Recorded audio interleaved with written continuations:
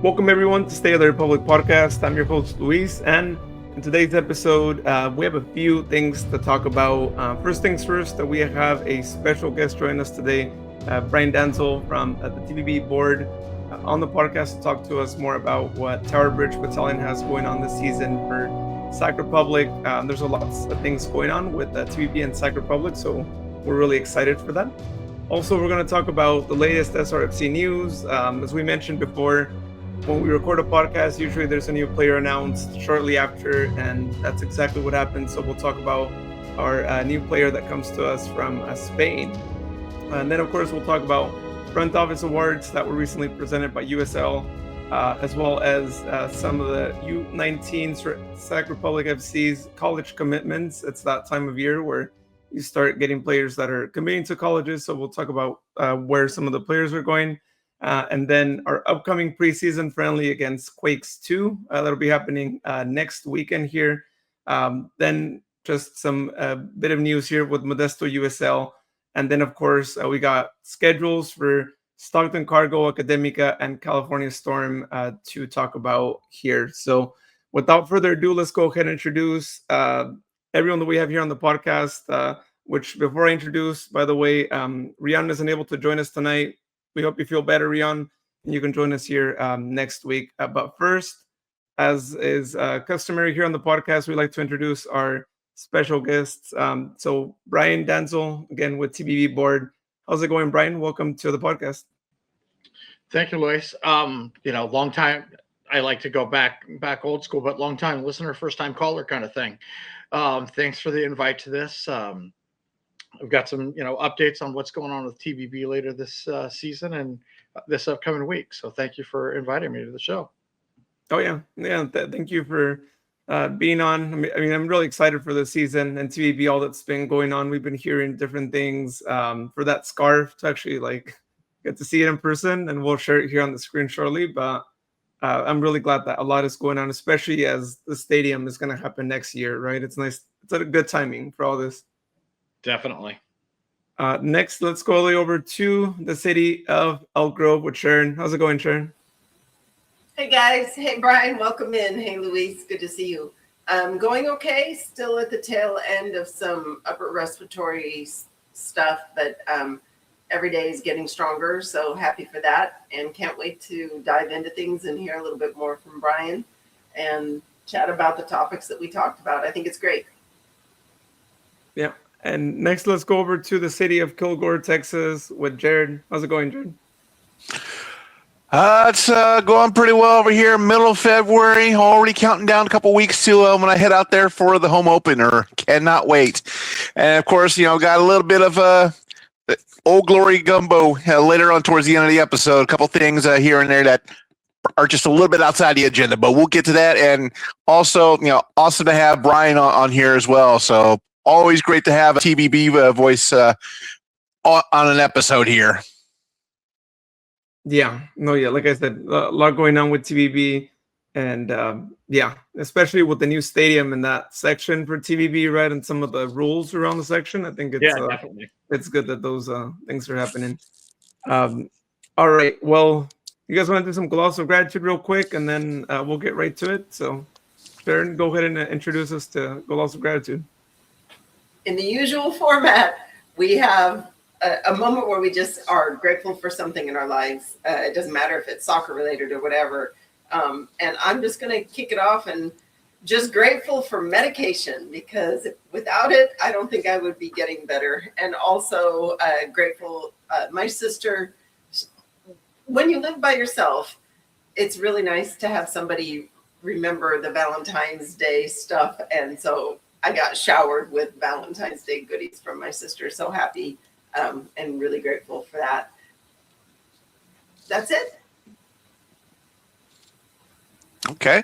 Well, I'll go ahead and continue on here. Definitely want to give a gloss of gratitude to Lone Star Latte, who unfortunately I found out has shuttered their doors as of last month, but they have been very helpful in keeping me awake, including the gallon of coffee I drank just prior to kickoff against Orange County SC last season, which was a huge mistake because I couldn't fall asleep until 5 a.m. the next day. But it was still worth it.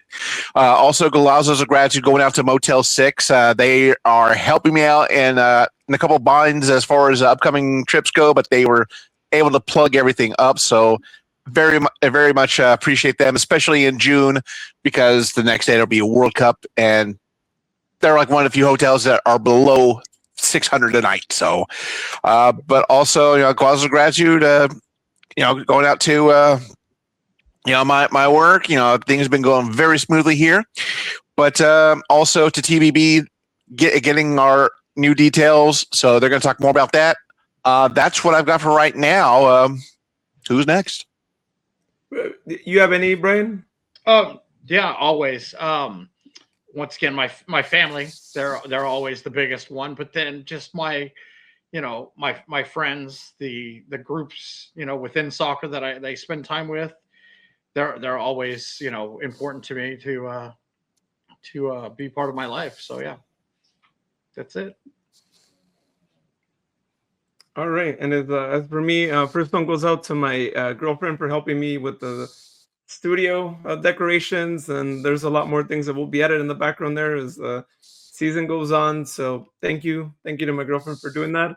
And then another one goes out to the team for opening up the friendly next week. We know we've had some issues, right, with preseason friendlies actually being open to the public, and for them to not only do that, but also have the Meet the Team event happen afterwards is always great, especially since we have a lot of new players this season. So perfect time for people to go and meet some of the new players. And also shout out to JJ from Sac Republic, because we actually are probably going to get some interviews with Sac Republic players. I know we've been talking about it for a while, but we finally made some progress here. So shout out to him for actually coordinating back with us on that too. And also to Sharon for actually insisting, not only with him, but we had, we were trying to figure out some emails, so doing some research on that. But thankfully, we're actually able to get all that settled. We have a list of players that we're going to potentially get on the podcast. So be on the lookout for that. We're hoping it happens before the first game of the season, that we at least get one recorded. But my goal is 2, if we're able to do so. But just tune in. We're going to have some really great interviews here in upcoming weeks. All right. Well, with that being said, yeah, and I am super stoked for that. When we got that response back from JJ, who basically said, "Well, just go down your list," it was like, oh man, I should just put everybody on the list, right? So hopefully we'll see how well all that goes. Yeah, super stoked, Luis. I think we all are stoked to get in and have some interviews, and I can't wait for Rian to ask some of his questions, right? Because he's that guy. So that'll be a blast, right, Luis? Right, Jared? Yep. Absolutely. Yeah. Stoked. Yeah. And even if they happen during the season, I mean, we'll ask how things are going with that. But of course, we're also working on getting some interviews with former Sac Republic players. So we'll see. I think we're going to sprinkle in some interviews as the season goes on, if they're able to join us there.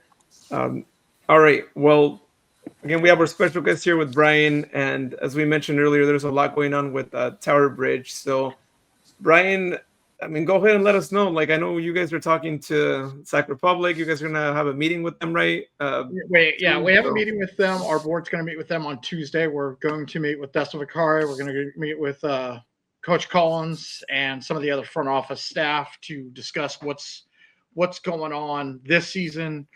Bigger questions we have is what's going on next season. Where are we on the stadium? How are things going to be set up specific for Tower Bridge? Things like that. Are we going to be able to hang TIFOs? We're going to have to hold TIFOs still. What's our section truly look like? We're here. We've heard a couple different things. We've seen a couple different renderings. So we're hoping that we get some of that clarification now that dirt is actually being turned and pipe is going in the ground, which is a great thing here in Sacramento. Those are big things for us. We just need to see what this is going to be. We want to see what new banners we're going to have to buy. We've had the same original Tower Bridge Battalion banner since day one.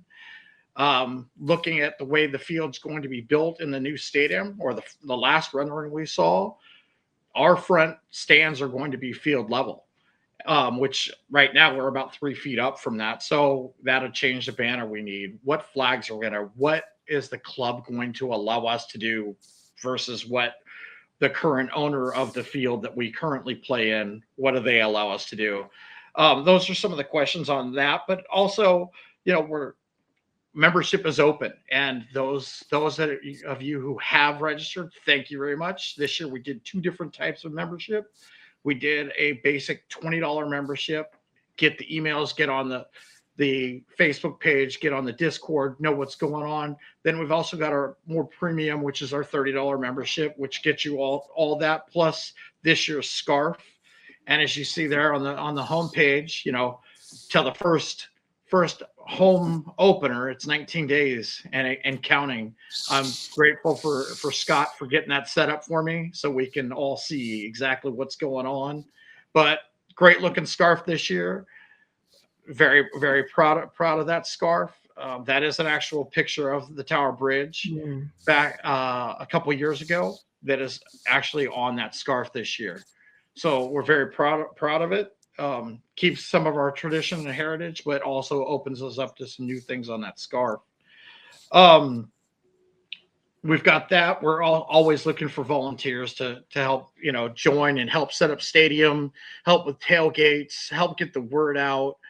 We're also going to speak with the club this year about more volunteer opportunities. I was able this year to help at Christmas time with a breakfast, and there was several TBB members along with Sac Republic fans and Sac Republic front office staff that helped in this breakfast that we did, and it was so much fun. But we feel as the board of the Tower Bridge that we can expand who we are by working with the front office on these things to spread, the love of soccer and help the community. We can do it on our own, but we feel right now it's a bigger impact if we step in and work with the club on this. So that's where we sit currently. Town hall meeting is on Friday night, the 20th at, I forgot where it's at. I have to look it up. Sorry, guys. And then on the 28th is the pub crawl that's coming up. So we're excited about both those. Town hall meeting, please come. Just I'll get the information out. I know it's on Facebook and Instagram right now. I'll make sure it gets out on the other socials and gets with you guys, so you guys might be able to help us put that information. I know Jared's been pushing membership for us on his personal page and other. So I'm grateful for that. But we just gotta, make sure that we're a voice, and we've talking to players.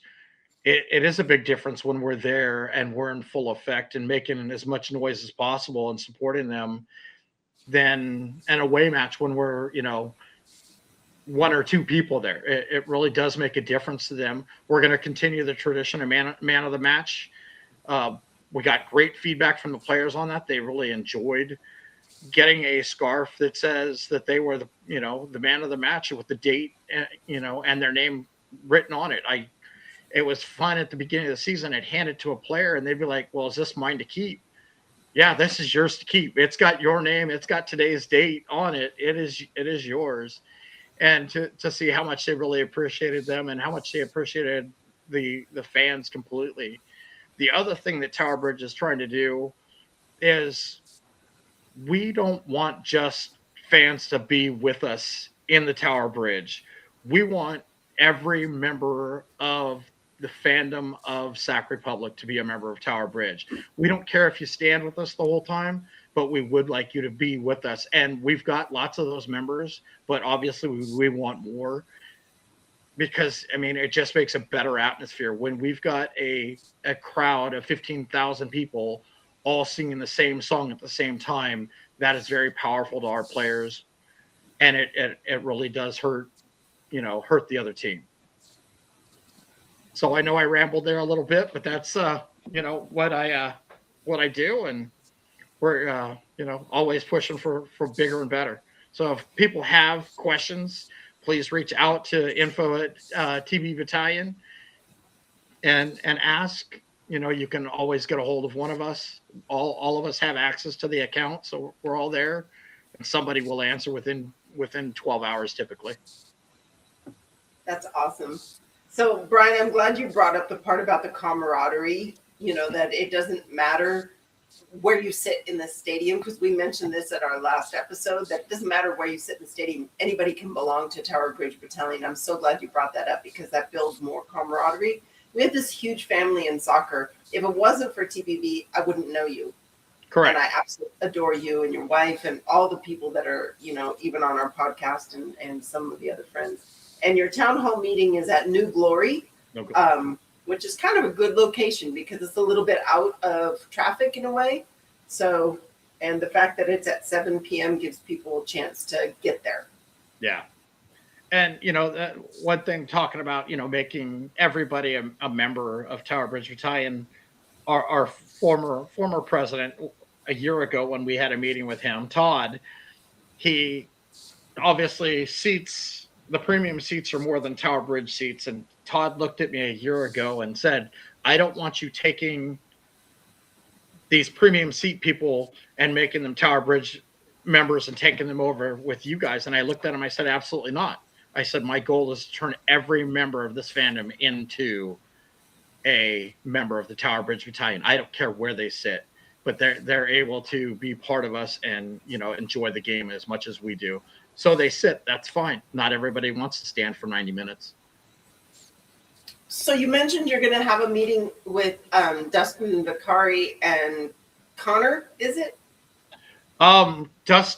Dustin, Coach Neil should be there. Connor should be there.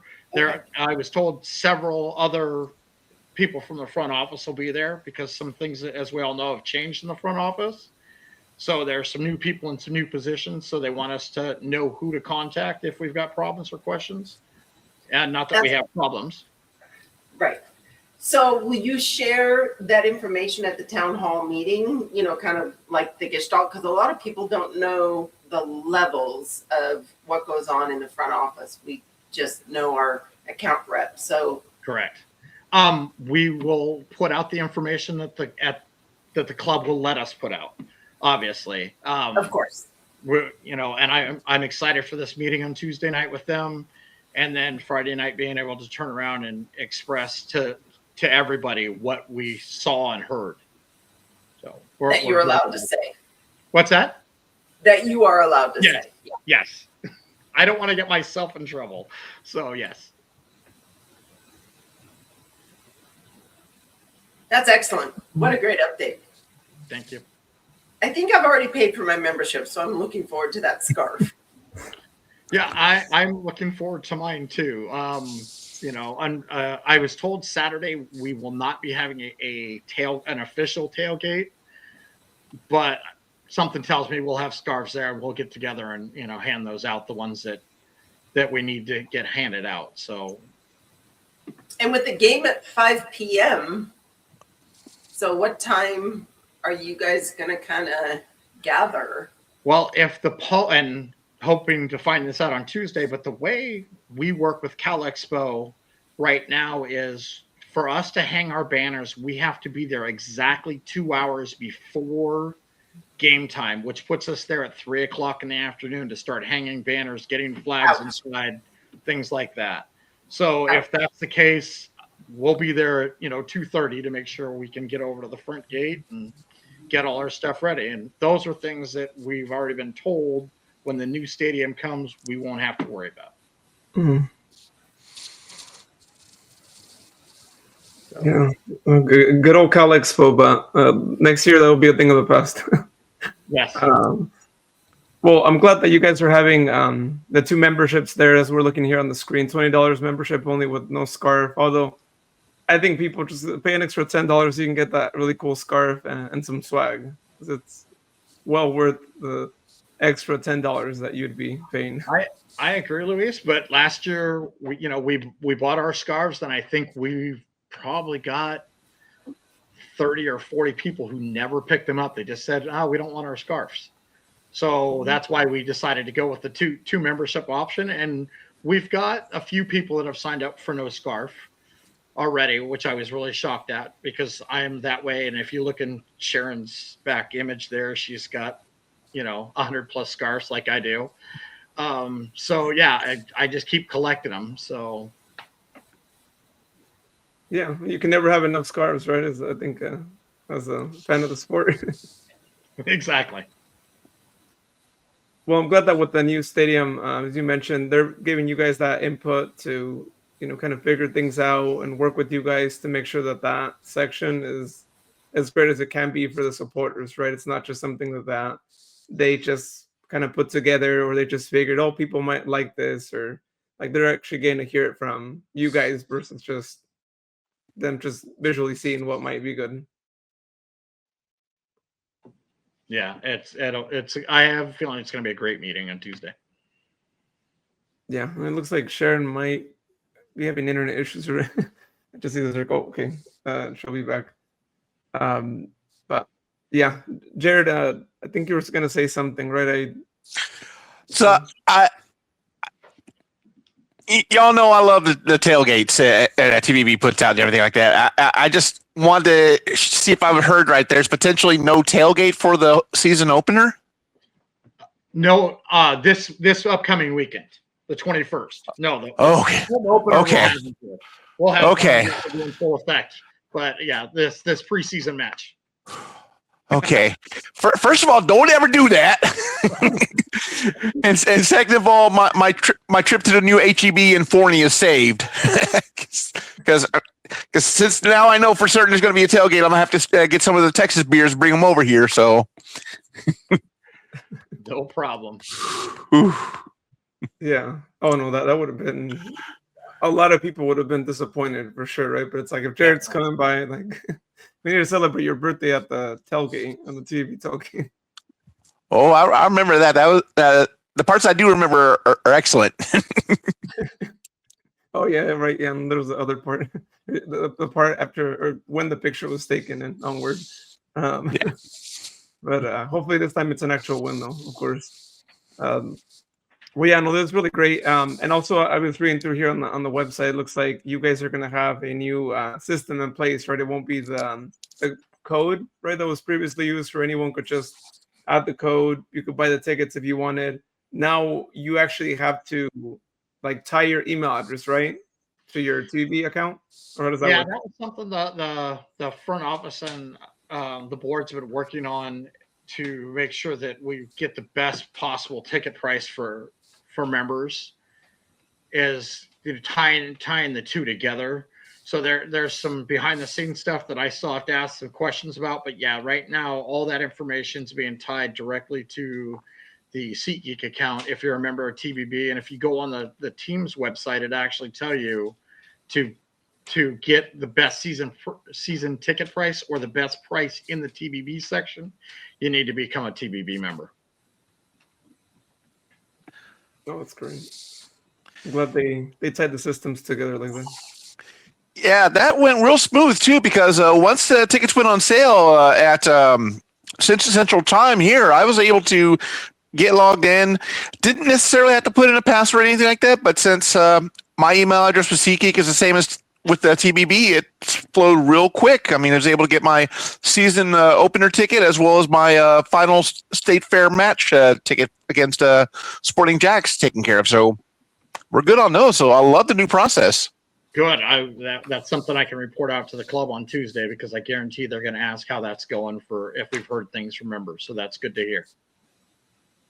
Now, if members have guests, are you able to still purchase multiple, or does every yes, person... you can still buy multiple, but the way they've set it up is to try and slow some of that process down. There were some tickets that, because in the TBB section it says TBB or what is it, C, section C, I believe, or D, I don't remember, C, I believe. And people don't understand, because they see us standing down there and standing through our section. They've got general admission tickets that are actually above our section, and they just think that they can come stand with us and cause problems as they have in the past. Mm-hmm. So the club's trying to help us situate that so we don't end up with certain situations. Okay. No, that's a good thing. It's good for them to do that. Um, well, yeah, no, we're really excited for all the things you guys have going on this season. I know that you guys have a few things during the season, right? I don't know if have some of those things been talked about already. Where We've like got to set dates up with the club on certain things because we don't want to overdo. I know we've already talked about Thighs Out for Gurus coming back this year. Oh, okay. That Well, that's that good. that that is a definite. But we haven't sat down and figured out yet with the club, and that's Tuesday night discussion is what nights do they truly have things going on and what nights we can get involved so we're not stepping on things, or maybe we collaborate on certain other things. Oh yeah, no, that's a good thing. Yeah, yeah. If you guys could collaborate on some of those theme nights and have an extension of the club, right? Whatever they're doing, you guys have that as well, or on like you said on games when they don't have anything going on, have something, so that Yeah. way every game feels like there's a theme, there's something going on. Definitely, and we see a lot more participation. I think both of us, the club and us, both see a lot more participation when we've got something going on in the stadium other than just a game. Which I hate to say, we're all there for the game, but sometimes that extra little bit of fun can make things a lot better. Oh yeah, no, yeah, yeah. I think it makes people more pumped up for the game, right? You have what happened afterwards, or like Dice or Gerd, right? People take the pictures and then they hear about it and now they want to join because they're like, "Oh, Yeah. that's really cool. I want to be a part of that." So it's a good thing to have there. And if anybody has TIFO ideas, we're always looking for TIFO ideas. And the players love it. I mean, when the players kind of get a special little nudge from the fans and TBB, like you said earlier, just that, the scarf, the man of the match scarf, it kind of, it gives them even something more to play for. So Thighs Out for Gerd night, he laughed, number one, because we picked up on that one. But there's going to be so many little nuances, Brian, throughout the season. What if we find out, things about other players that, all of a sudden now we're all wearing goatees? Who knows? I don't know. Do any of the players have a nice little goatee going on and all of a sudden we're all wearing goatees? You never know. We have a great, our board has a great relationship with the front office right now where we can reach out to them. I wouldn't say 24 hours a day, but just outside of business hours if needed to, start talking about those things, at least get it on their mind and work through things. That would be a lot of fun. I love that kind of stuff. Yeah, no, that's awesome. And speaking of TIFO ideas, I feel like Jared should give you a TIFO, right? Jared is being the meme king. Like you should have a collaboration sometime for a game this season. Well, they did do the Jägermeister Cup final TIFO, the Oh Dear God one. Yeah. So they did do that one. I have one idea for New Mexico United. Hopefully it doesn't venture into a cease and desist from WWE, but I've got one where Greg Hurst, he kind of looks a little bit like Joe Hendry. So I've already got an idea for a tweak on that and maybe a TIFO, but we'll see. We'll try to keep it copyright friendly. Fair enough.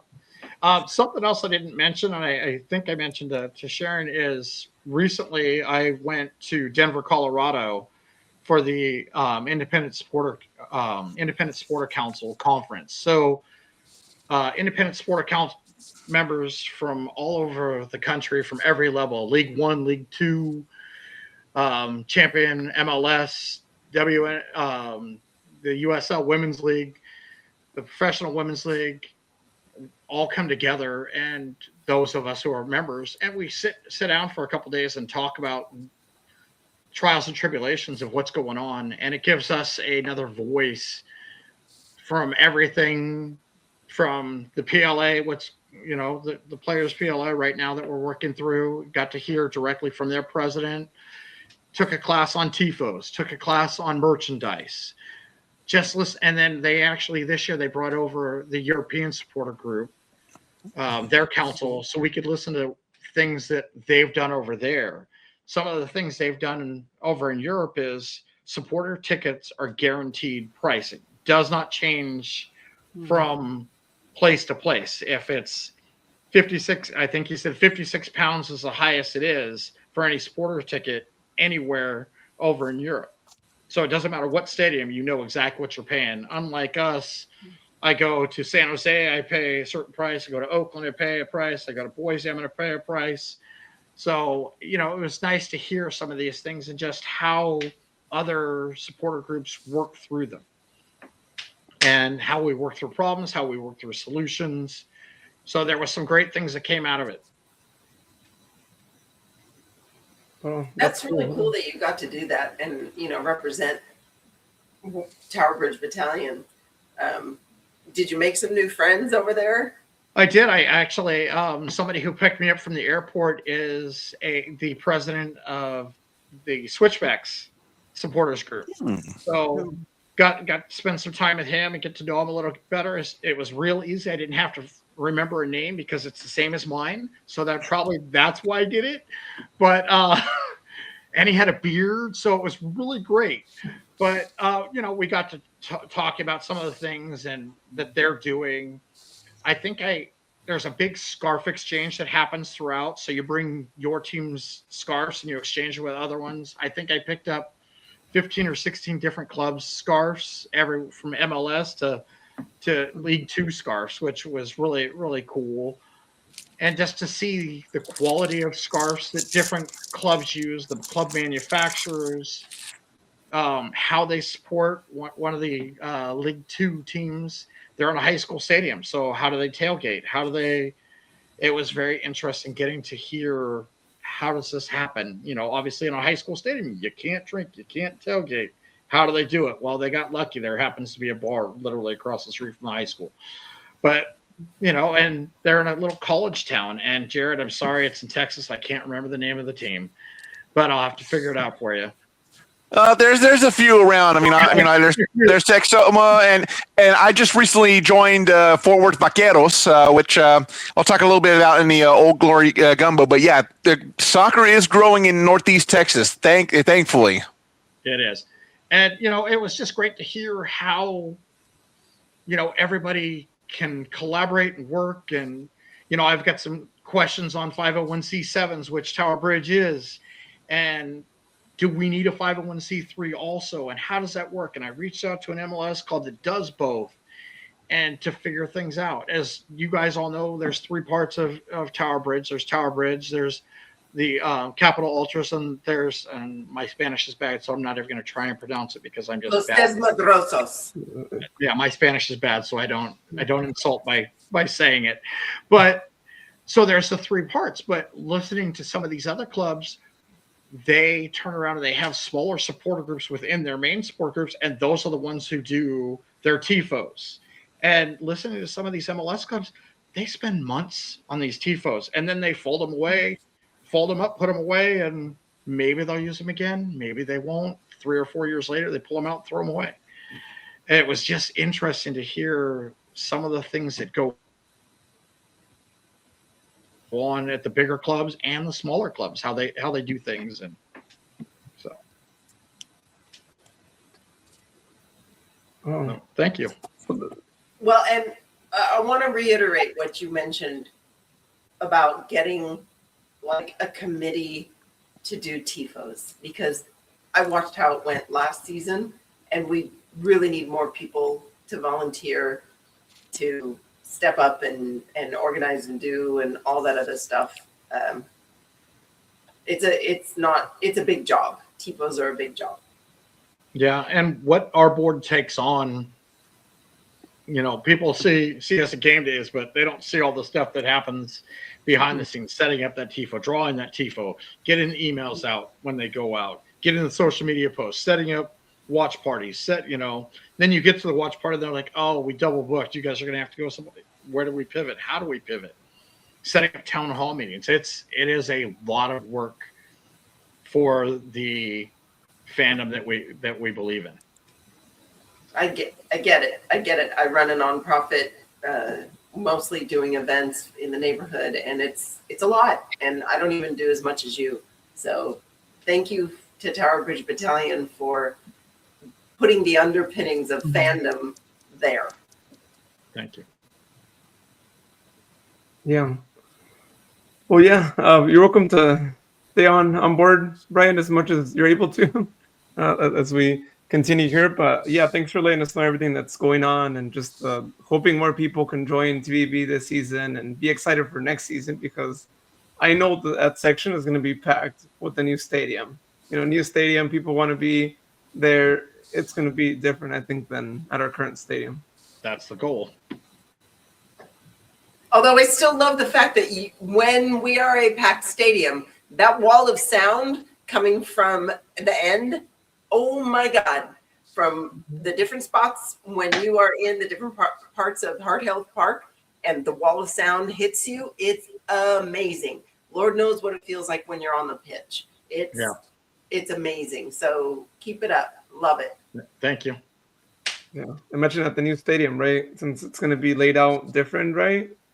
The last renderings we saw, it shows us being field level. So if that sound continues, every player, right now we're 3 feet above their heads.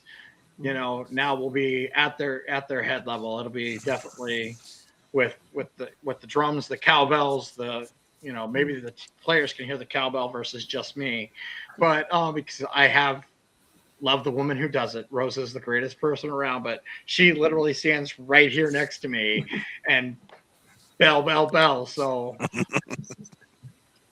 yeah. Better earplugs. Yes. So thank you guys. I'm going to hang out for a little bit longer.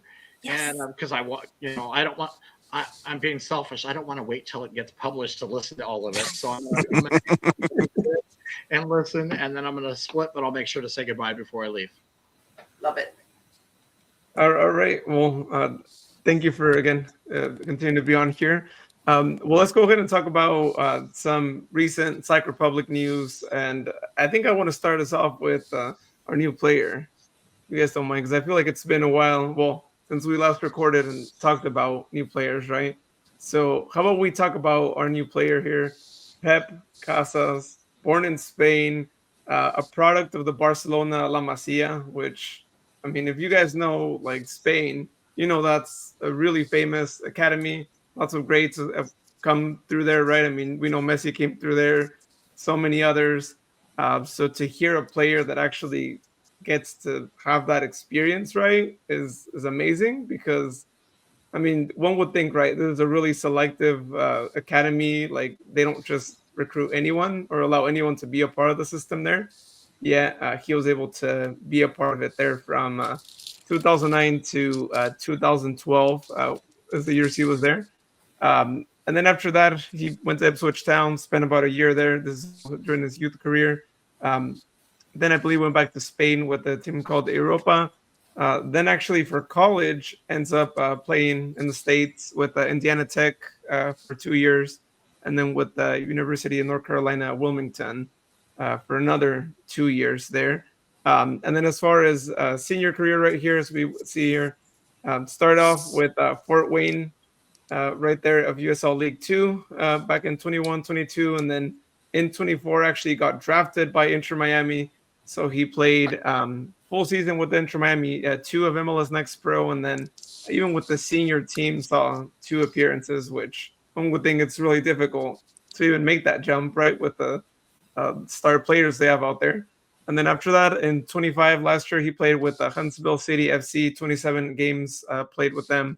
And then, of course, this year he comes to us there. So, yeah, this guy's been in Barcelona, playing alongside Messi and the other guys at Inter Miami. Yeah, the stories this guy must have, right? We can't wait to hopefully someday interview him on the podcast. But in terms of what he brings to the team, I mean, yeah, experience from Europe and from MLS. And X-Pro, I should add, but 2 games in MLS is still 2 games there. So what do you guys think of our new player? Can't wait to see preseason friendly, just to make up my own mind about him. The only other player that we've ever seen from Barcelona. Oh my gosh, why did my brain just freeze? It wasn't Gecko. No. I can see his face. Come on. Yeah. Help me out. The world needs to tell me he's my friend. Dami. We got Dami. Yeah, good old Dami. It's like I saw his name and I was getting ready to say it, and then I got old. So that's the only other player that we know with Barcelona roots. And remember how his feet were. He had the best feet. He had pillow feet. He had the best feet. So that's one of the things when you play. It doesn't matter what academy or where from Barcelona, you're going to have apparently good feet. That's a lot of the. I mean, look at Messi. I mean, he's got the best feet in the world. Probably has them insured for millions and millions of dollars. But anyhow, that's beside the point. So it'll be interesting to see if Pep Casas, shows us a little bit of the Barcelona magic. But at the end of the day, he's been in the U.S. for a lot longer than whatever. And I would say when you're playing for UNC Wilmington, that's not the same as the other University of North Carolina. So two different. I think one is a D2 school, right? Wilmington. I don't know if it's a D1. Might be D2. I don't know at what level. So I'm going to reserve judgment until I actually see the man. Yeah. Although I think it's really interesting that he got so much playing time with Inter Miami too, right, from MLS Next Pro. Because again, one would think might be a competitive side, right? But to be promoted up to the senior team, I think takes a lot. Even if it was just 2 games, I think that they don't really give that many players an opportunity, I would say, just based on their starting 11, right? Now, granted, those games may have been Open Cup. That we don't know, right? But still, it's kind of cool that he was able to play out there. And then Huntsville City FC is actually a Nashville MLS Next Pro 2 team of sorts there. So he's been in the East Coast quite some time. Not impressed. We beat 2 teams all the time. Not impressed. Still not impressed. We just beat 4-0 Los Dos. MLS Next Pro 2 team. We just beat them over the weekend 4-0. Right. I'm not impressed with the pedigree until I see the men play. Not impressed. Yeah, no, that's true. Yeah, I mean, we've been shocked by players who didn't really have good numbers right in the past, and then there's been some that seem promising and end up not being as great. So we'll see how it is, but it is his first time in the West Coast, so he's going to have to get adjusted to new weather, right, from what he was used to for quite some time in the East Coast. And our speed of play. We don't sit back. We're different. I'm sorry, I'm bragging on us. Yeah, but we'll see. So we'll see what happens. But he is a midfielder, and it's great. We're getting more midfielders added to the mix because I feel like we have a pretty good, solid forward, right, players already, and even defense. So it's nice to boost the midfield there. So that is our signing, and we'll see if there's any more signings. There could still be. That's how that goes, right? But okay, Brian Danzl, what did you think of this signing? I'm reserved, like you said. That going from Huntsville to Republic is a big jump, and going from inner 2, then inner, and then down to Huntsville. Was there an injury that I'm trying to see if there was an injury that caused that? What was it, a contract? What caused that to happen? Because you don't go from the big show in a sense to a lower level that quick unless something's really wrong. Was it a player conflict? So there's so many things I look at in this. I'm hoping for the best because he's now part of us. So obviously I want him to play the best he possibly can. And we'll see. While we were talking, I was just trying to look up some of the, some more stats on him and see what's going on there. And I was trying to see if I could figure out those two matches he played for Inter, why he played those 2. Was it, were the 2 matches that Messi decided he wasn't going to play and they needed to, to fill the roster. So they, grabbed him and threw him there. So that's what I was trying to read, but I'm reserved. Yeah, I'm taking the same stance as well. I mean, great to hear, some of his background, but ultimately you could be playing in UEFA for the past couple of years and then decide to plop down to USL Championship. I want to see what the on-field product looks first before I pass judgment. Okay. Well, it sounds like I'm the only one that has some high expectations here that could be the next Sacramento Republic star player just because of his background. But it's just great to see that he came through from the Barcelona La Masia. I'm just saying that's where my high expectations come from.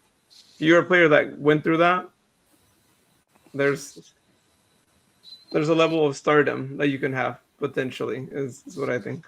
13 years ago, hun. You know, just We have kids on the academy team that are playing at our level that are 13, don't we now? So, I mean, it's happened. Yeah. So that was that. Again, we'll see what happens there. But we got another Spanish speaker, which is great because I was like, we let go of Seba, and I'm like, come on, we need more Spanish speakers that will understand what I'm saying when I'm out there speaking Spanish. When I'm yelling in Spanish at games. So that was great. Killing me. So that's that. Now let's move on to something else that just recently happened. So the USL has front office awards, and it looks like some of our front office staff got some rewards, right, Sharon? Yeah. So this is awesome. Just looking at their press release, we had a Team of the Year award. So that went to the it's basically the best in the league. So the Team of the Year award went to the Community Investment Group, and those are the folks that do a lot of the they invest in the nonprofits. They put in the basketball courts or the futsal courts. You know, that group got the Team of the Year award, which is fabulous. They deserve it because we do an awful lot. Now, mind you, in comparison to some of the other clubs, we have a lot more staff. So we can do a lot more. And we've got, a great funding source. We're very good community oriented. But then the one that I love is the Business Excellence Award. And that went to Dustin Bakari as the Chief Revenue Officer of the Year. So that is quite a feather in the cap, and he's ours. So stay tuned. I expect more big things from Dustin Bakari. I know his personality, and I know where he kind of comes from in his before Sac Republic, and the dude's a wizard. So, and I know Brian echoes. I know he and I both think the same about Dustin, right? Yes, definitely. Yeah. And then the other award for Team of the Year went to the PR Communications Group. So, we always love this. PR is kind of a lot of everything, how the public relations go and communications and all that. So that was a pretty cool award to get. In the past, we've received it for like the marketing aspect of things, but it was just nice to know. It was just nice to know that the PR, which includes JJ and Grace and the folks that are involved with that. So appreciate them for standing out and getting the vote.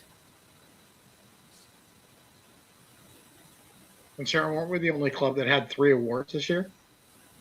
Looking at this, hang on. For the third time in the last 4 years, the Indomitable. Oh, wait. It doesn't say. I thought on the USL post that when they posted on the championships page, I thought they listed everybody. And I thought that we were the only club that had three awards. I think. Louisville might have had 2, but I think we were the only one that had 3, which it was means a lot about our front office. Right. It says the most wins across the league. Yes. I was looking at the press release from our club, not necessarily the USL, but it does say that. So, yep. Pretty cool. Yeah, which makes sense, right? You mentioned that we're one of the clubs that has the most people, right? So. But I mean, I'm sure there's a weighted way that they can vote, that it can be voted upon, that recognizes the size of the club or, lack thereof and effort. Let's face it, the USL has a template for how all the websites are supposed to look. They kind of have the master book of how every team in the USL will appear in the front facing. Some teams kind of get close to it, like the Roots. They're kind of they deviate a little bit because they're Oakland Roots. They're going to deviate.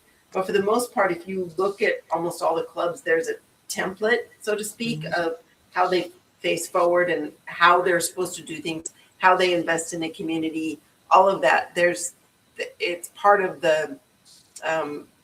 like the handbook for the USL. I remember back, when I used to work for the club, there was a way that the USL wanted every club to operate. So you always referred back to the handbook on if you needed guidance. So I don't know if it's still the same as that. However, it's still pretty cool. So I think there may be a weighting to allow smaller clubs to participate and be at the table with awards. So who knows? Maybe they have the best small club PR team award. I don't know. I'm making that up. That's a lie. Yeah, pretty cool. Yeah. And then other news. Yeah, other news. College commitments, right? Under 19? Yes, from the academy to Division 1, 8 Republic FC players earned college commitments. So, and we know one, and people can look at the Republic website and look at their news or look on social media to see one. But I'm most proud of my neighbor Luke signing for D1 UC San Diego. So, San Diego State. Sorry, my bad. San Diego State. So, SDSU. SDSU. I'm proud of Luke for signing with them. We've got some of our players signing with the Gauchos, which is cool, and hopefully they don't get stolen by the new Santa Barbara team. Max Peterson goes to he's going to be headed there. Peyton I can't read it. Anyhow, we've got somebody going to Cal Poly. We've got Reed Paskey going to Stanford. So a lot of our academy fellas are signing with schools that are right out there and really good. Happy for them. Proud of them. I'm just glad to hear that my original alma mater, McClatchy, is represented in this as well. So it's always good to see former Lions, move onward and upward. Jesuit takes all the glory, with having Cam Iwasa and whatnot. But, what about the McClatchy Lions? Come on now. So which one of the players from McClatchy is going to have signed? I'm actually bringing that up on the website right now. So it's just taking a brief moment here. Sometimes T-Mobile internet's not so great out in East Texas, but it still works. Yeah, and I will say it's great that they're going to those good squads, right? Like San Diego State is known for having a lot of players that have come through there, right? Pro players. Stanford, we've had Stanford guys on the team. Oh, that was Reed Paskey. He's going to Stanford. Reed Paskey, the guy from CK McClatchy. Reed's going there. That's where he's going. Yep. Yeah. So pretty cool. Yeah, that's really awesome. Hopefully the team's able to give them an opportunity to return whenever they're off the college season, right? Because I think we need to do more of that, right? I always go back to Zeke, and he's been kind of going off to different colleges, and we might have him on here on one of our recordings because now he's going off to another college. And it would be great to make sure we bring them back, let them get some playing time while they're off college season, and then get the benefits of them playing, right? I always say, treat the colleges like you're putting the players out on loan, right? And then they come back, and then you get to see a different version of the player, right? Because they get so much playing time in college. So, yeah, we need to do more of that. Well, thanks for sharing the list there. Now, let's talk about something that's going on next Saturday, right? You guys mentioned it a little bit earlier, 5 p.m., upcoming preseason friendly against not the first Quakes. I know one of the commenters was like, wait, they're having a game that day. It's against Quakes too. As much as we wish it would have been the first team, would have been great if they would have like done that yesterday and had the game be yesterday. But still, nonetheless, it's Quakes 2. We beat Los Dos, so now it's our opportunity to play against, I don't even know. I mean, they were formerly called the Town, right? Or something Town. Now they're just Quakes 2. So I guess that's just their name. But Yeah, what do you yeah.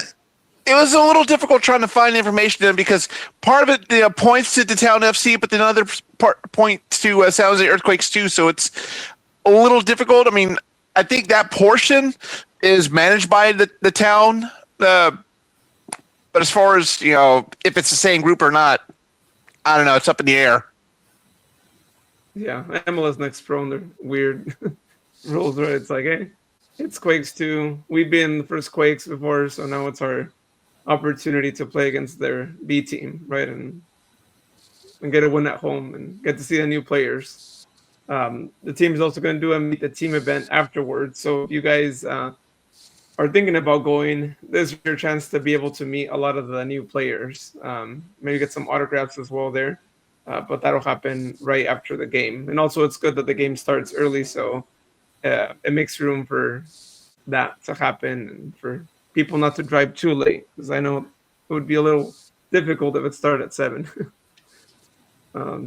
So that's that. Be on the lookout for that. We'll see how that goes. Are any of you? Well, I don't know. Well, me and Jared aren't going, but Sharon, Brian, are you guys gonna be there? Yep, I'll be there at 2:30 in the afternoon, ready to start setting up stadium and seeing what's going on. Absolutely, sister's going to be there. It'll be a good homecoming to see everybody again. Yeah, and I know you guys were talking offline. Looks like the weather is going to be good, right? As of now, at least. Wait a minute. How come you're not going to be there, Luis? I have something else going on Saturday. Dude, I think I remember what it is. It's the Meet the Team. Come on. Yeah, well, but we'll see. Who knows? Plans may change, and then we'll see. Home opener, though. Home opener, right? Home opener for sure. Yeah, home opener. I'll be there. Definitely home opener. I mean, come on now. I'm flying out of Longview for this one. Okay. Oh yeah, I'll be there. I haven't seen Jared in a while. State of the Republic team will be at the home opener. Then is what I'm hearing. All 4 of us. Nice. All 4. Rian will be there. He'll probably be in the press box. Let's hope to goodness he feels up to it. And there'll be some photos. There'll be lots of photos. There might even be, if Luis helps get it together for the live, we'll do some live feeds, and who knows, Probably if he borrows your phone for it.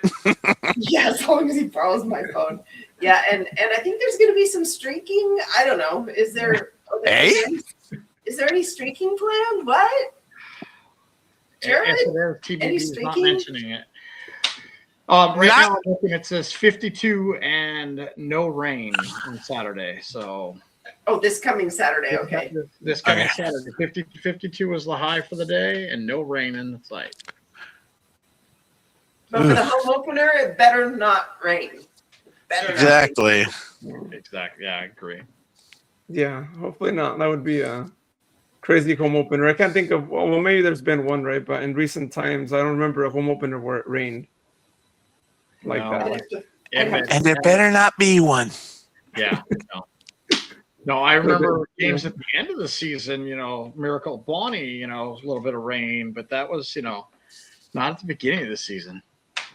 Yeah, or that one game, I don't even know how many years at this point, maybe 6-7 years ago against El Paso, where the game was canceled, and then everyone was under the end sections, right, trying to stay out of the rain, and then finally people just decided to just leave because it didn't seem like it was ever going to stop, and then the game proceeded, right, with maybe, I don't know how many fans, maybe 100 fans or so. Yeah, it was a small number. So that's that. So if you guys haven't gotten your tickets, go get your tickets so you can see the team for the first time, right? First preseason friendly. Especially after them beating what yesterday you said 4-0 against Los Dos. Yeah, I mean, they played against a B team. They did that. Now they need to do it in public because it's a public match now. It's always fun to flush Los Dos. Ooh, spicy. Oh. Do you know who scored the goal, Sharon? Or like? No. No. Just know that it looked like apparently it looked like a real drubbing. I love it when we play against orange cones. Might happen again on Saturday. Yeah, we'll see there. I wish we were doing podcast winner dinner so we could predict that game and start to build up some points. Speaking of which, you wanted to talk a little bit about, kind of like we're gonna be doing that really soon. We're gonna be getting ready to start the new contest. And Rayon's not here for me to bag on him. Otherwise, if he was, he'd be sitting in the seat where Brian is right now, and he'll have his little crown on, and he'll be literally saying, "We can just stop the because he thinks he's going to win every single year now that he's won one." He's already working on a mechanical throne, that rotates him, every so often. To go rotisserie victory. No, so Brian, we're gonna have to talk because I'm gonna need help with my picks. These guys are no help. These guys over there, they're no help. Oh. Let's see how Saturday goes, and I'll be able to give you some better insight, definitely. Right. And yeah, when the stat guy wins it, you kind of expect it, but at the same time, yeah, he can be wrong too. Yeah. Oh, he's the baby now. He's isn't he the youngest, Luis? Isn't he younger than you? I think so, yeah. Yeah. So it's like, why? I'm the oldest. There's no respect. He's not winning this season, though. I'm just putting that out there. And I'm not saying I will win for sure, but I'm saying it won't be Rion. He's not going to have it twice. And I can say the trophy ain't coming out east either, so. You never know. If you actually pick the right overall season, because we remember last season, it was the overall season picks. I did have that little streak where I got to see the penthouse for like a couple weeks, so I will say that. Yeah. So, and this season it's going to be even more complicated because we have so many new players. So, I don't care about the stats. I mean, we're seeing it with Pep, right? Who cares about this and that? I don't know. Sure. Like, even though he's a stats guy, you can't always base it off past team stats, right? So, it's going to be different. All right. Well, let's go and move on outside of Sac Republic, but let's keep talking Central Valley Soccer. So, you guys know I'm really invested with Modesto, and it's been going on with USL out here. We got word of Fresno a few weeks back. We had Adam. You guys haven't listened to that interview, go back, listen to it. Thank you to everyone who's listened to it. By the way, we've got a lot of listens. I mean, that episode was really popular with all y'all. So if you haven't listened to it, go back to the last episode to hear it. But with Modesto USL, we got recent news here about like a week and a half or so that nothing progressed yet. But apparently last year, the city was supposed to actually close out the Center Plaza where they're supposed to be tearing it down to build the stadium around there, right next door to a DoubleTree hotel. But it turns out that that DoubleTree hotel and the city actually got negotiating and actually decided to, rather than close it last year, close it at the end of this year, which does make me worry a little bit that they might keep postponing it. I get it, it's business there, but they're going to have to shut it down at some point to get the ball rolling here. Now, aside from that, though, the city still has to actually sign a non-binding agreement with the USL, and we're supposed to hear more details about this agreement next month. So we're going to be keeping a close eye on that, trying to see what this agreement entails in terms of the city and USL. My guess would be that it's probably some financial agreement between the city and the USL to maybe split costs of sorts between maybe the stadium or the training grounds that they proposed. But we'll find out next month what they have going on there. But again, just a shame that politics gets in the way. The hotel decides we want to keep it another year because they use the Center Plaza as their venue for any entertainment or conferences that go on. And so I hope that if it is going to be this year, they actually stick to it and no more extensions. But there's a worry around the community there that the hotel might have a lot of power. So we'll still keep checking and see what goes on. But we'll see next month what they talk about with the USL. All right.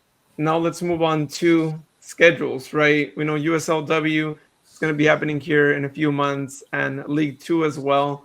But first, let's go over talk about Cargo. This Cargo just released their schedule here. So let me go ahead and put the screen here for you guys. Make sure I got the right one. Here we go. All right. So Stockton Cargo home opener match is going to be on May 16th against San Juan. But their first game of the season is over at Monterey Bay FC. Monterey Bay FC is actually now going to be fielding a USL W team, which is great. We like to see when USL Championship teams have their own team. We'll see when Sacramento Republic can have their own team as well, or maybe Cal Storm, I guess, is unofficially going to be their team there. But they start their match against them on May 9th. And then, as you guys could see on our screen, if you're watching on the screen, they have a few other games, but back-to-back San Juan, Pleasanton Rage, Cal Storm.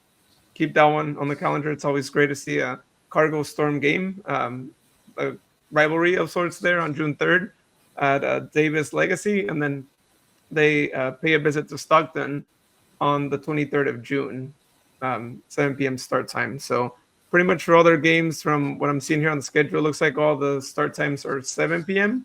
So that helps people with planning out games. But their season goes from May 9th to June 27th. So check out their games. I'm not sure if they're going to do what they did last season, but if they do, amazing ticket offer because you could basically just pack your car. They're only going to charge you one fee for the car. No per person ticket, just pack the car and you have that right there. And next, let's go over and share the Cal Storm schedule. So Cal Storm, as it was last season, right? They're going to be playing in USL W and WPSL. So shout out to them for, again, fielding two teams. So this schedule that's right here is kind of like a combined schedule of sorts. So you guys can see they have a lot of games, but their first game and WPSL is against Yuba FC. I guess another rivalry, right, Sharon, of sorts? Oh, yeah. Right? Yeah. It's just a stone's throw north of Davis where they play at the Davis Legacy. So, 20 minutes. Well, if you have speed.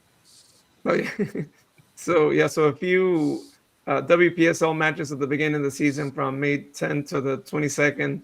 But then they start off in USL W against Oakland Soul, May 24th. Should be a good game. We know Oakland usually has a really great team as well. So that's their game there. That game's at 3 p.m. start time. But the other games, I believe all the other home games, or some of the home games are 7 p.m., some are 6:30 p.m. Right there. I know that, I guess the tickets aren't available for sale quite yet, right, Sharon? Because usually, are you a season member? I usually get it, but it hasn't popped up yet. And they usually send an email to their former season ticket holders. And I like supporting them. I mean, it's wonderful. And I love their jerseys. Last year, I got a really cool jersey from them, and it's my absolute favorite one. So I wear it a lot. With the season membership, right? So that's... Yes. Well, at least they did that last year. I don't know if they're going to do that this year, but last year they did, and it was fabulous. And they even personalized it on the back. It's pretty cool. Oh, hopefully other teams can do that as well. That's hint, Sacramento Republic. Anyhow, go ahead. But especially the personalization. If they could just give that at a reduced fee, that would be great. Even if it's $10, $15, don't make it $25, please. So moving on to Academica as well. I don't have the women's team schedule on here, but I do know they are not going to be in USL W, unfortunately, next season. They're going to be playing in a different league. So no more of that 209 classic game against Cargo, unfortunately. Unless there's a friendly game of sorts. But yeah, so that I'm not quite sure what happened there. But in terms of Academica, two things before the scheduler. They have their open tryouts for the men's team happening on the 28th of February and also on March 1st from 10 a.m. 12 p.m. And best of all, no fee, right? We know that there's other tryouts that might have fees, right? At Sacramento Republic one, I think there's a fee, right, Sharon, unless they changed it. Yeah, no, there's a fee to try out the open tryouts, but I will say Academica needs help. They need players that know how to play soccer because they were horrible last season, if you remember. I'm still holding out hope that they can get above 500 this upcoming season. I mean, I've got the utmost hope. I'm hoping that something turns around because it's a good program. It's just nothing goes right on the field. It seems like so. I'm hoping something happens in the positive for Academica. Right, they need players. So if you're in that vicinity, please, and you're good, they need you. Oh yeah. And I mean, last season, I was actually able to be at a game there. Got to see Zeke, and some of you maybe saw that like quick interview there for Instagram that I did there. But yeah, I mean, they had some players that I think they could really boost the team. I don't know how many players are going to return. Unfortunately, I think Zeke's not going to return because he's out looking for a team. It'd be great if they brought him back, but I think with the new college situation, I think that might be challenging to be there this time at least. But yeah, I hope that there's players out there that can help boost this team because they play in a really good pitch. I'm telling you, like there's teams with stadiums that would envy the pitch they play in. And so yeah, it's a great place to be at and also to watch games. If anyone that is in the area, check out a game. I'm telling you, it's a great experience. And this last time that I went, they've done a few different upgrades and all that stuff. It's a cool place. So that's open tryouts. And no fee, again, just to highlight that. No fee. Go check it out. But you gotta be there on the 28th, by the way. The March 1st is I'm assuming maybe like whoever gets the cut after the 28th, they go to March 1st, but be there on the 28th there. And then as far as their schedule goes, they actually are staying, contrary to the women's team, they actually will be in USL still. League Two is where they play at, as we all know. Their home opener match is going to be on May 13th against Davis Legacy. Their overall first match is against Project 510. Difficult match, as we know. That's a really competitive side. That's on May 9th at 1 p.m. over in Oakland, I think is where they play at, or around there. But then throughout their season, they have other games. Their home games, though, are going to be more so around June timeframe. June 10th is a home game, and then June 20 and 24th and 28th. So there's 3 consecutive home games in June there, and then the last 2 regular season home games on July 8th against San Juan, and then the last regular season home game is against San Francisco Glens, and that's actually on. Some of these games are on Saturdays, Sundays, 7 p.m., 3 p.m. So if you're in the area, I mean, there's a time for everyone. It's not just one given time, one given day of the week. So check them out, support them. Buy a scarf, by the way. I'd have to check their website, but last I checked last year, $10 scarves for a team. Nice. $10 scarves and really good quality scarves. So I'm just saying, like just go support them. And no excuse to not have merchandise because it's a $10 scarf. There you go. Kind of like TBB. You join, you get a scarf for that little extra $10. So yeah. I know we've kept Brian on for quite a while during the Central Valley update, but yeah, how you doing? How you hanging in there? Good. No, it's always great to hear what's going on throughout everything, but it is, the time it is. We've been on just over an hour, and it is date night for me as we're recording this. So I am going to say goodbye, and I will see Sharon on Saturday. Luis, Jared, I will see you home opener. Absolutely. We'll be there. Maybe I can bring some HEB chips. Who knows? and possibly before that, I'll see you at the town hall. Yes. So on Friday. Thank you. Love Sounds you. good. Thank you. Take Thanks for care. being on, Brian. Thank you. All right. Well, Jared, last part here of the podcast, Old Glory Gumbo. Let us know what's going on. All right, so we got a few things that we're going to talk about here. Now, staying with Republic FC, as I had kind of mentioned inside our group chat and whatnot, the Sacramento Suns Australian Football Club are looking to have a night at the footy against Monterey Bay, March 21st at 7 p.m. Now, those of you that may or may not know about Australian rules football, one, it's not rugby, so get that out of your mind. It's a full contact type of football that's played down in Australia, but has gained much popularity here in the U.S. In fact, I tried out for the Arizona Hawks some years back. Did great for the first 30 minutes, but then afterwards just clutching the water jug. But this is a team that has been around since just before I moved to Arizona, so around 2008, 2009, around there. They have been featured on ABC 10 News quite a few times, and they've won division championships during their time when they're playing the premiers, wherever they get hosted, the regionals as well. Now, once again, if you want to get tickets to join with the Sacramento Suns, you can just go to their Facebook page, Sacramento Australian Football Club. You can also go to sacfooty.com for more details. I mean, this would be a great time to introduce fans that are new to USL Championship and even learn about Aussie Rules football. Of course, I know both, so if there's any questions about that at the season opener about Aussie Rules football, you know where to get me. So I'd be glad to give my experience on that. Also, the other item that I was going to mention about was it is time, once again, for the USL fan base Discord scarf swap. And I ended up getting assigned to someone that lives in Michigan. So, of course, I made sure I sent a City of Trees scarf and a sticker out towards Michigan. And the assignment that I was apparently was within the state, so that was awesome. I wouldn't say not awesome, but I would say what's kind of the timing kind of deal is Fort Worth Vaqueros had just joined USL League Two out of the lower league that they were in, so I did have to part ways with the McKinley Chupacabras because really Fort Worth's going to be more accessible. But yeah, the scarf that I got was out of Lubbock, Texas, which is kind of towards the Panhandle a little bit, basically West Texas. So I ended up getting the Lubbock Matadors. So I'll kind of show how the scarf goes a little bit, given the small camera that I have, and it's great quality too. I mean, it's nice and firm. It's something that'll stay on your shoulders or anything like that.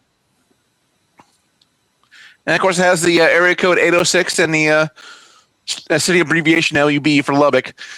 They will actually be playing against each other a couple times. The first match is going to be over in Fort Worth in May on the Saturday. So I might go to that one. So we'll just have to see how that goes. But also staying within Texas, Atletico Dallas, they're, of course, still prepping for their 2027 kickoff at the Cotton Bowl. And they've actually acknowledged East Texas with targeted marketing. So that's something I'm definitely thankful for. Of course, this little enclave of Kilgore is still going to be Republic FC territory, as you can see. But I'm glad that they're getting the word out here out in East Texas about USL Championship. So 2027, we're going to have to set up a away match to bring some of y'all here to Texas. I mean, I got no problems, making the train trip from Gray County to join y'all there. So that's definitely something we're going to have to keep an eye on. But that is generally it as far as, Old Glory Gumbo. So that's how things are going here.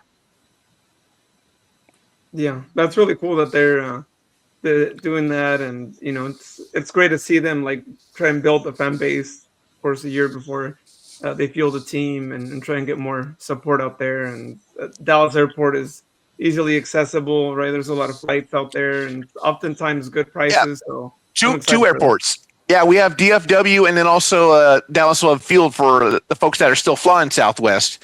And the beautiful part about it is the Cotton Bowl where they play at, there's already a dart station right there at Fair Park. So you could take the light rail right up to practically the Cotton Bowl. Oh, well. That's a lot like Bart over here, right? For Oakland, the Coliseum, and the other airport. Yeah, yeah, I would say so. I mean, it's a newer system, but same results. If it gets more people out there, all the better. Yeah, no, that's great. I'm glad teams are doing that, and yeah, it's great that they're playing at a stadium like that, right? A historic stadium. So, looking forward to the games, and maybe us actually like getting to go out there and watch a game. All right, y'all. Any last final parting words here before we say have a good morning, good night, and see you next week?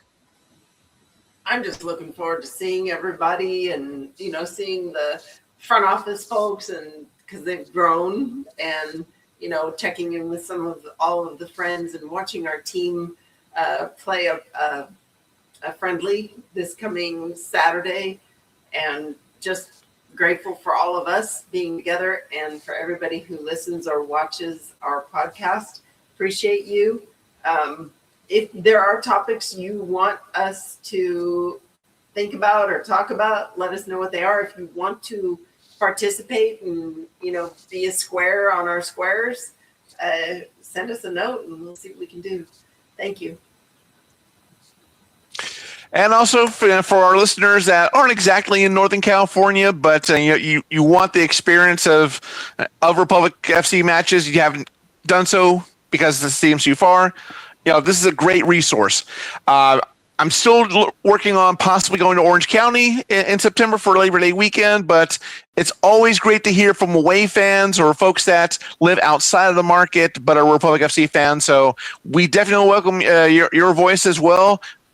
Don't think that if you're not in Sacramento, you're not going to be heard. Believe me, you will be heard here. And we love the support. We can't wait to get more of it from you this season. And go Republic. Yeah, no, we're always excited when we get messages from people that are in other markets that are going to support Soccer Republic in their local markets. So, yeah, if you guys want to be on here, even better, because it's always great to hear those away game stories, but especially told by fans who are out of state or even in state, but in Southern California. So yeah, definitely reach out to us. And you guys know where to find us, soccerpod.com. Leave us a contact form there or reach out on any of the socials. Sharon, you went off mute. I think were you going to say something? Was I? Sorry, I was on and then off. I muted myself because the cat walked in and I was going to say hi to the cat, but then I unmuted myself because I don't, yeah. But yeah. One more thing I was going to say, if you guys haven't bought your tickets yet, go buy them already, whether it's for the Saturday's match or for the games this season. They're all on the website already, I believe, right? Sharon, I think all the tickets for the full season. Yep. So on sale is good. Yep. Yeah. Buy them. Plan out your season. Lots of great games. Definitely go to that State Fair game. If you don't go to the home opener, because Jared's going to be at that one as well. Yeah. Yep. It's the final State Fair match. You got to come through. Yeah. We got to enjoy the perks one more time. Well, we're still there. As much as we complain about Cal Expo, we do get that benefit there. I don't know what's going on there. We got a video blooper. But yeah. But with that being said, y'all, again, check out the website, soccerpod.com. You can listen to other episodes on there. You can read Rion's all his Quail blog. He's still writing the blog. So you definitely want to check that out, especially now as the season's going on. He will be writing every week as he did last season. So lots of posts there on that site. And also check out the YouTube page. We have the episodes. I'm going to record a similar thing that I did last with the Modesto USL update. I'm going to mention more about the update there on the video. So if you guys want to check the YouTube channel out, Stay Other Public Podcast, and also subscribe. that would be really great because we are going to be posting more things. I think we're probably going to do a video in the home opener like we used to do a few years back, where we would just show the behind the scenes and everything that was going on before the ball, like, rolls, and then, afterwards as well. So just check that out. It's always fun to show people who can't attend a match what the behind the scenes is like, and even people who maybe have never been to a match, or maybe you haven't been in a while. So that might be happening this season. So check out the YouTube channel. Also, get some Quail City Soccer merch. Oh yeah, shout out to them. They've been doing a lot. They've been doing some interviews, like the interview with Todd as well. So yeah, shout out to them for all the work that they're doing there. And congratulations to Quail City Soccer. They have posted that they believe they're going to be entering the podcast arena, which means that we will not be the only fan-based podcast in the Valley. Hey, knock that off. And it'll be nice to, have a couple of the enthusiasm. We just got to build on it, right? Yeah, no, that's great. I'm glad that they're doing that as well, because it's a perfect time, right? New stadium. Might even see others join the arena, and it's always great to feel like you're back 6-7 years ago, or when we used to have more out there. So we can all take care of different interviews and all that. So let's work on our part to do everything right. All right. Well, thank you so much to everyone for watching and listening to the podcast. We'll be here next week.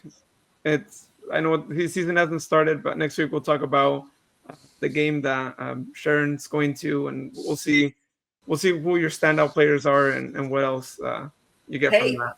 So if Rihanna's there, then you'll have both of us being able to do a little analysis and maybe get Brian in for just a snippet to, do his thought on the analysis and how they pick the man of the match kind of thing. So if they do that on preseason.